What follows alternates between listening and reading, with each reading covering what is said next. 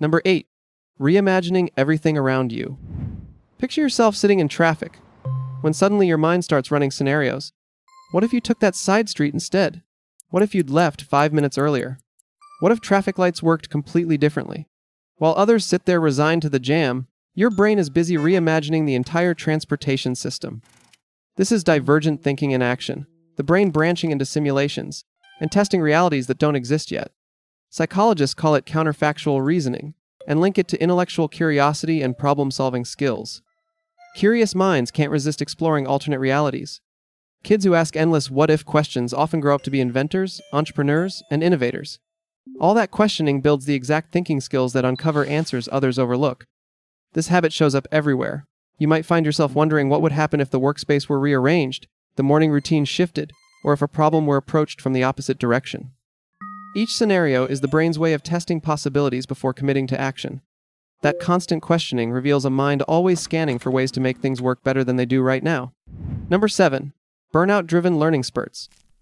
Last month you were obsessed with ancient Rome, watched documentaries, read articles, and could explain the fall of the Western Empire in detail. This month, it barely holds your attention. Now you're completely absorbed by how sourdough works, and you've forgotten Caesar ever existed. People call this flaky or unfocused, but they're missing the point entirely. This is intellectual binge learning, and it's how curious minds actually work. A topic is left behind the moment the brain decides it has taken what it came for. Research shows that highly intelligent people often learn in intense bursts rather than steady, consistent study. They dive deep until cognitive saturation hits, then the brain signals it's time to move on. Every deep dive is followed by a natural cool-down phase. Think of it like mental sprinting. Fast, focused, and followed by a crash that signals your system is full. This pattern reveals a mind that craves understanding, not just surface knowledge. With each obsession, the mind builds a library of systems and adds fresh lenses for ways to see the world.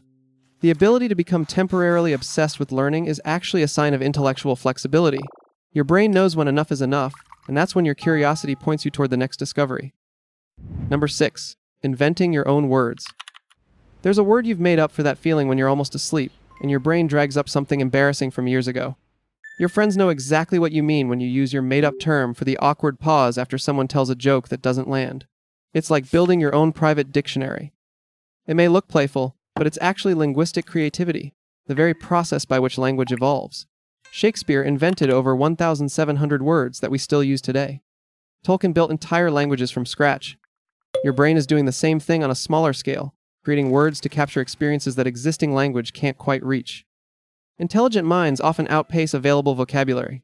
When you encounter a concept or feeling that doesn't have a perfect word, you make one up. It's your brain's way of organizing and categorizing experiences with precision. This habit shows up in families and friend groups too.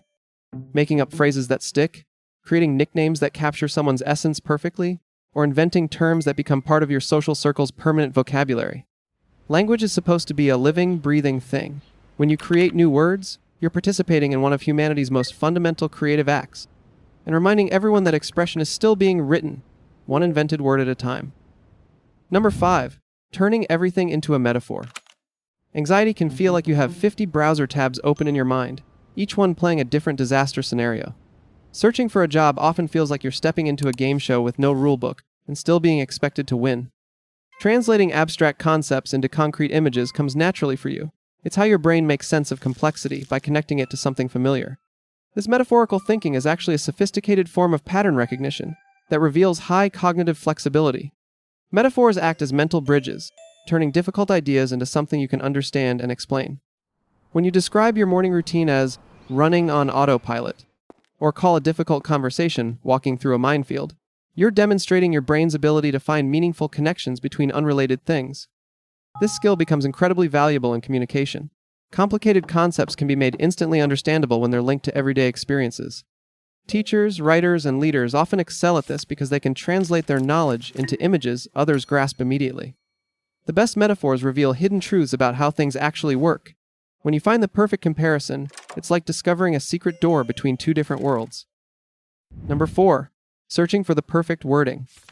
3 hours after the conversation ended, you're still mentally editing what you said. Not because you're embarrassed or anxious, but because you care about precision. Replaying that text message and wishing you'd chosen a sharper word. Mentally rewriting your response to that debate, and crafting the perfect comeback that would have landed exactly right. What might look like rumination is in fact linguistic craftsmanship. The brain treats language like a tool that can always be refined, sharpened, and improved. Essentially editing your own dialogue after the fact, the same way a writer polishes a manuscript. Intelligent minds often have high standards for communication. Part of this comes from understanding that words hold power, that the right phrase can change everything, and that precision matters.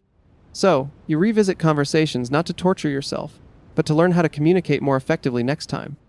This habit shows up in how you craft emails, choose your words carefully in important conversations, and sometimes spend way too long perfecting a simple text message. It's optimization, the mind's way of fine-tuning expression. The drive to find exactly the right words reveals a mind that understands the power of language and refuses to settle for close enough. And that pursuit of precision leaves every word carrying more influence than it would have otherwise. Number 3. Reading unspoken rules instantly. Walk into a room, and the tension is clear before anyone speaks. Nobody said anything, but you can tell there was an argument 5 minutes before your arrival. You know who holds the real power in a group, even when they're not the official leader. You pick up on social hierarchies, unwritten codes, and invisible dynamics that others completely miss. This is social pattern recognition, and it's a form of intelligence that doesn't show up on any test. It's when your brain automatically scans for subtle cues, body language, tone shifts, who speaks first, who gets interrupted, and who everyone looks to when decisions need to be made. You spot when a smile strains without reaching the eyes, when a joke falls flat because of timing rather than content, and when the energy in a room shifts for reasons nobody acknowledges out loud.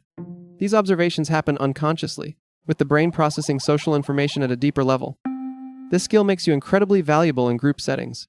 The ability to navigate office politics, diffuse tension before it escalates, and understand what people really mean beneath what they're actually saying. You become a social translator, picking up signals others broadcast without realizing it. The ability to read between the lines represents intelligence tuned to the frequency of human behavior. And it's that quiet fluency that makes people instinctively trust your perception. Number 2. Running ethical simulations. Trolley problems? Those moral dilemmas where you have to choose between saving 5 strangers or one person you love don't feel hypothetical. They trigger full mental simulations that demand real decisions. Strong opinions about zombie apocalypse scenarios develop naturally, and mentally planning responses to situations that will probably never happen feels completely normal. This tendency to rehearse imaginary dilemmas is the brain's way of stress testing values and decision-making processes. Highly intelligent people often feel real emotions about hypothetical situations because their mental simulations are vivid enough to trigger a genuine response. Caring isn't just about emotion, it's a side effect of how vividly your brain models future outcomes. Each hypothetical is like a philosophical experiment that helps you understand your own moral framework. When you argue passionately about what you'd do in an impossible situation, you're actually exploring the boundaries of your own character. This trait shows up in how you consume fiction too. Getting emotionally invested in characters' choices, debating plot decisions with friends, and sometimes feeling genuinely sad when a story ends, all stem from the same source. Your imagination is powerful enough to make fictional experiences feel real. The ability to feel deeply about things that don't exist is actually a sign of advanced empathy and abstract thinking working together. It shows a mind capable of caring for possibilities, and not just realities. Number 1.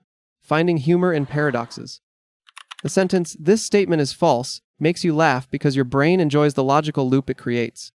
It's genuinely funny when someone says, "I always lie," or when a sign reads, "Ignore this sign." While others get confused or frustrated by these contradictions, you're entertained by the mental puzzle they create. This appreciation for paradoxical humor reveals sophisticated abstract thinking.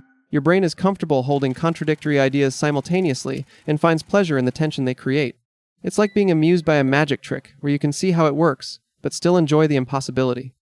Jokes that play with logic probably appeal to you, along with memes about philosophical concepts, and comedy that makes you think while you laugh. What makes it funny is the recognition of how cleverly the contradiction is set up. This type of humor requires thinking on multiple levels at once.